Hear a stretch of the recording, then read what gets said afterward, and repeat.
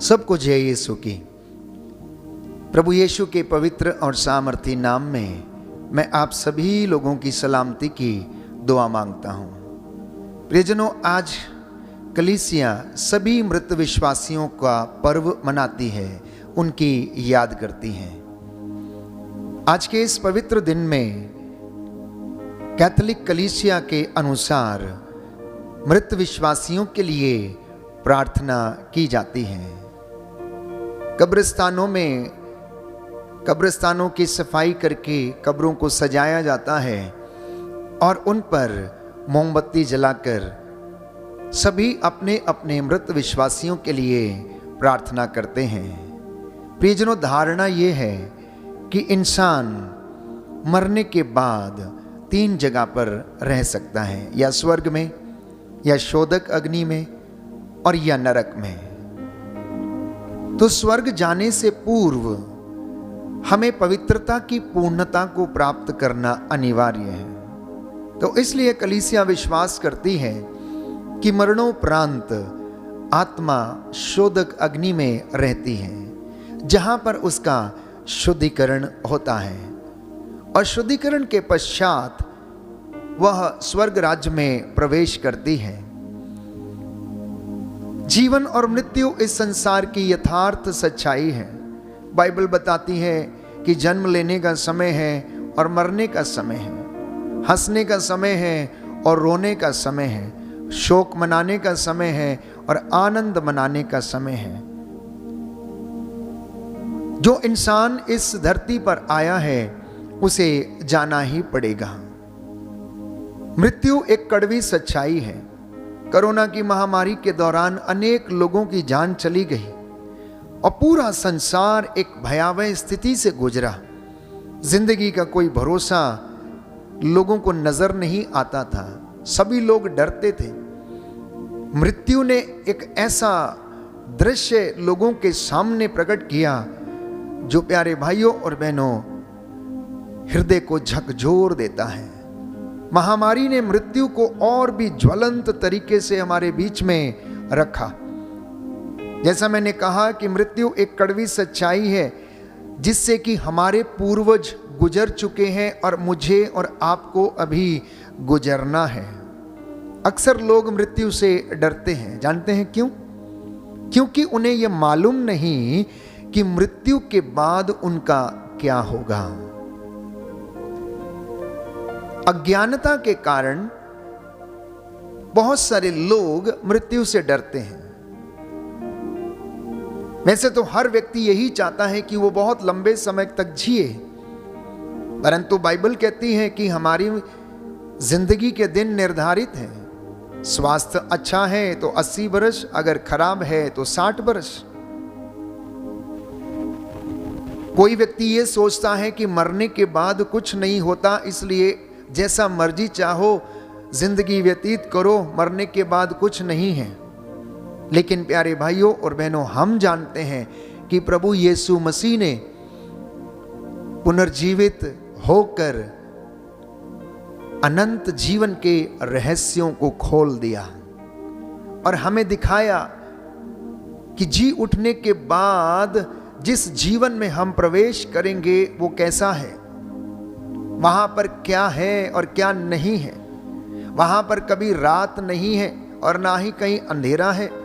हमारे शरीर महिमामय होंगे, हम ईश्वर को वैसा ही देखेंगे जैसा वो है।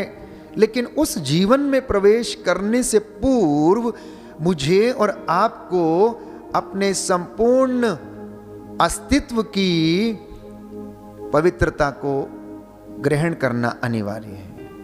और इसीलिए उस पवित्रता को ग्रहण करने के लिए कलीसिया यह विश्वास करती है कि हम सब मृत विश्वासियों की आत्मा की शांति के लिए, उनकी पवित्रता के लिए प्रार्थना करें। इसलिए कलीसिया में आज का यह दिन 2 नवंबर निर्धारित किया गया है।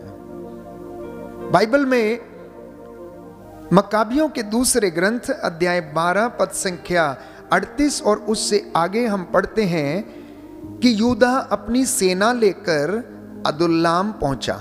सप्ताह का अंत निकट था अतः उन्होंने प्रथा के अनुसार अपने को पवित्र कर वहीं विश्राम दिवस मनाया। दूसरे दिन यूदा और उसके साथी वध किए गए लोगों के शव एकत्र करने और उन्हें पूर्वजों की कब्रों में अपने संबंधियों के साथ दफनाने लगे। इस कार्य में अब देर नहीं की जा सकती थी। अब पता चला कि प्रत्येक मारे हुए व्यक्ति के कपड़ों के नीचे यमनियों की देवमूर्तियों के ताबीज थे। संहिता के अनुसार यहूदी ऐसी वस्तुएं अपने पास नहीं रख सकते थे। अब सबके सामने यह स्पष्ट हो गया कि वे इसी पाप के कारण मारे गए हैं। तो इस पर सबों ने निष्पक्ष न्यायकर्ता का धन्यवाद किया, जो गुप्त बातें प्रकाश में लाता है।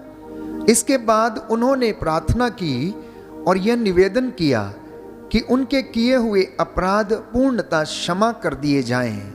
वीर यूदा ने लोगों से अनुरोध किया कि वे अपने को पाप से बचाए रखें, क्योंकि उन्होंने अपनी आंखों से देखा था कि मारे हुए लोगों के पाप के कारण उन पर क्या बीती थी।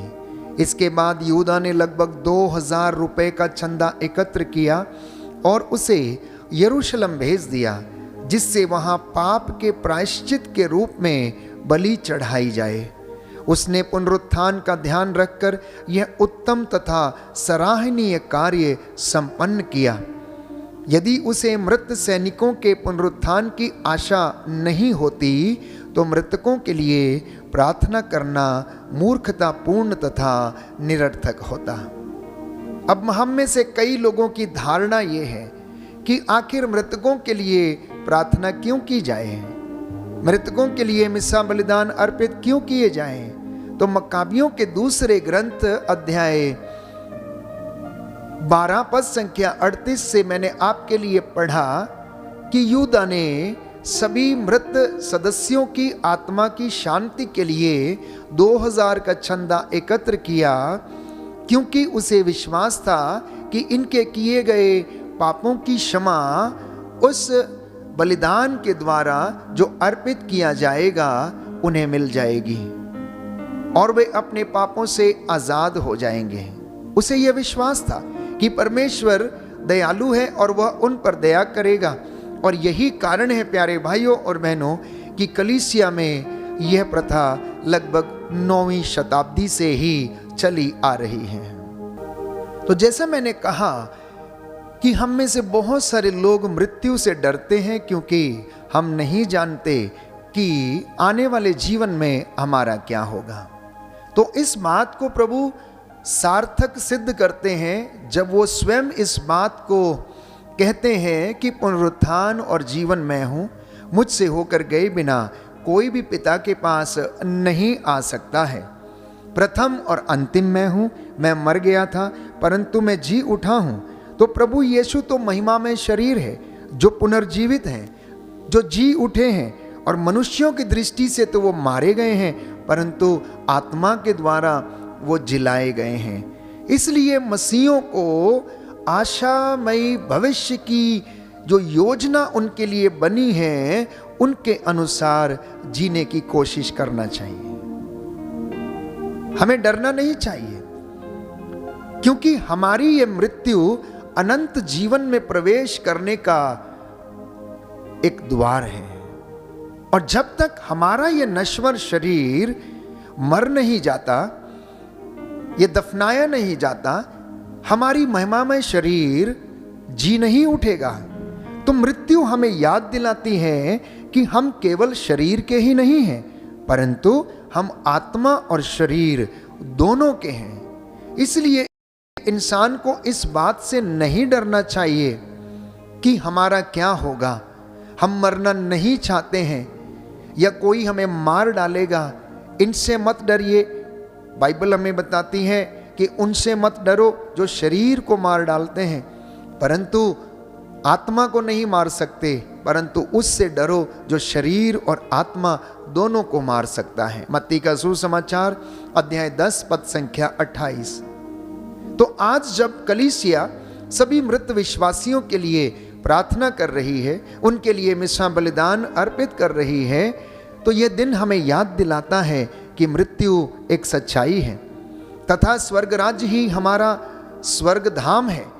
इसलिए हमें ऐसा जीवन जीना चाहिए जैसा हम स्वर्ग राज्य की प्रजा हों, जैसा कि हम स्वर्ग राज्य के वाशिंदे हों। हमें ऐसा जीवन इस धरती पर जीने के लिए प्रभु आमंत्रित करता है। तो जो इस भरोसे के साथ जीता है कि हम स्वर्ग राज्य की प्रजा हैं, तो उसे मृत्यु से कोई भय नहीं है, वो मृत्यु से कभी भी नहीं डरता है।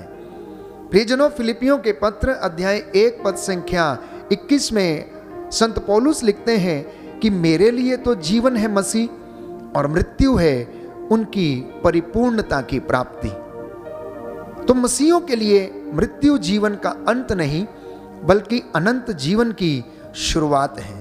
वो अनंत जीवन में प्रवेश करने का द्वार है।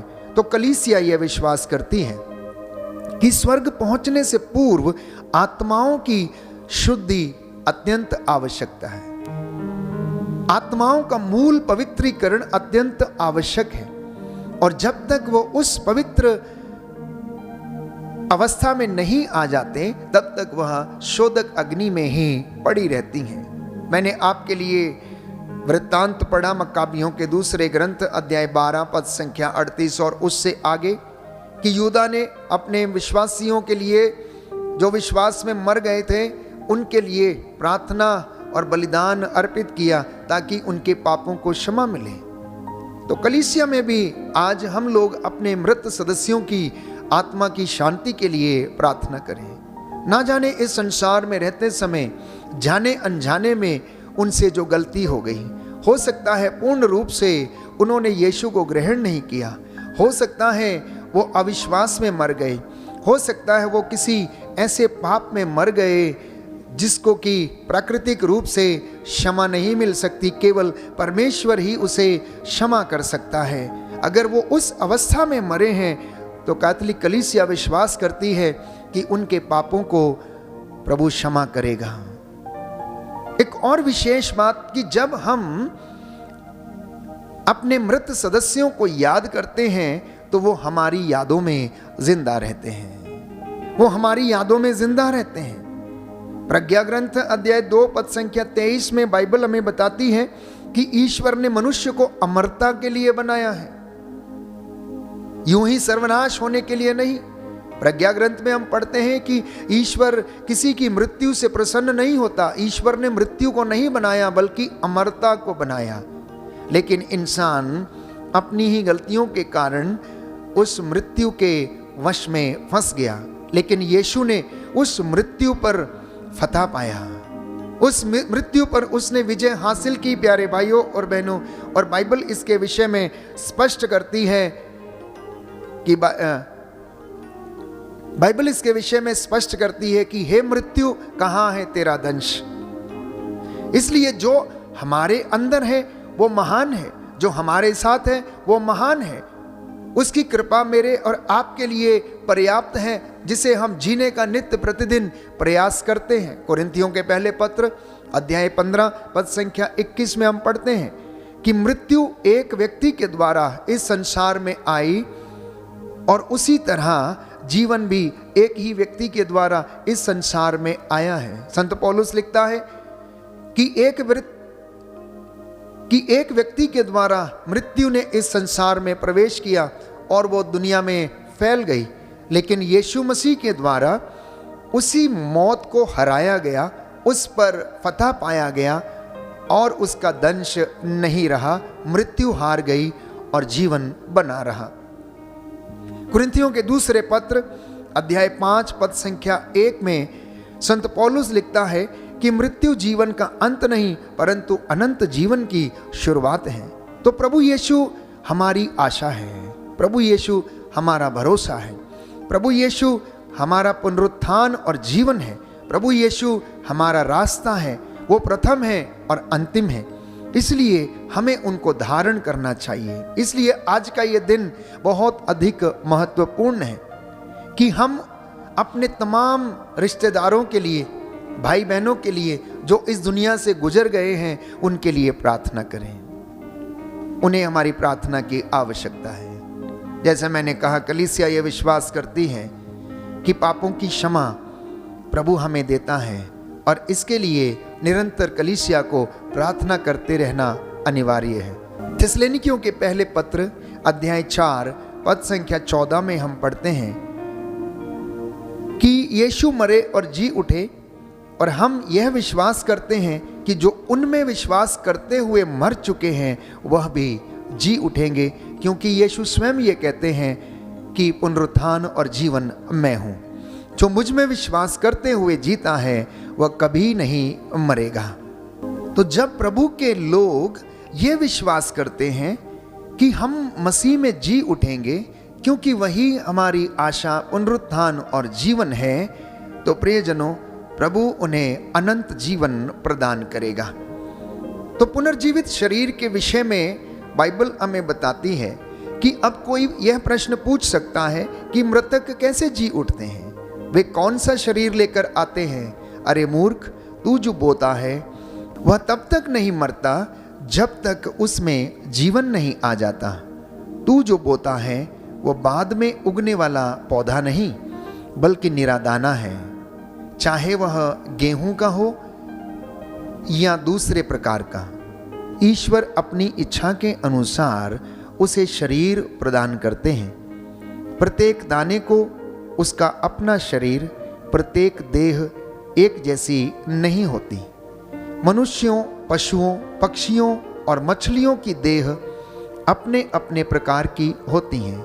आकाशीय देह पिंड होते हैं और पार्थिव देह पिंड, किंतु आकाशीय देह पिंडों का तेज एक प्रकार का है और पार्थिव देह पिंडों का दूसरे प्रकार का।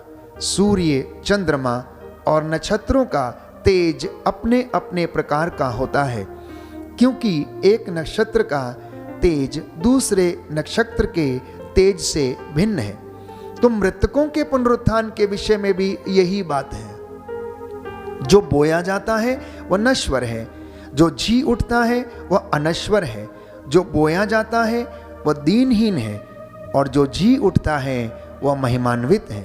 जो बोया जाता है वह दुर्बल है और जो जी उठता है वह शक्तिशाली है। एक प्राकृत शरीर बोया जाता और एक आध्यात्मिक शरीर जी उठता है। प्राकृत शरीर भी होता है और आध्यात्मिक शरीर भी। धर्म ग्रंथ में लिखा है कि प्रथम मनुष्य आदम जीवंत प्राणी बन गया और अंतिम आदम जीवन दायक आत्मा। जो पहला है वह आध्यात्मिक नहीं है बल्कि प्राकृत है, इसके बाद ही आध्यात्मिक आता है। तो पहला मनुष्य मिट्टी का बना है और पृथ्वी का है और दूसरा स्वर्ग का है। मिट्टी का बना मनुष्य जैसा था वैसे ही मिट्टी के बने हुए मनुष्य हैं, और स्वर्ग का मनुष्य जैसा है वैसे ही सभी स्वर्गीय होंगे।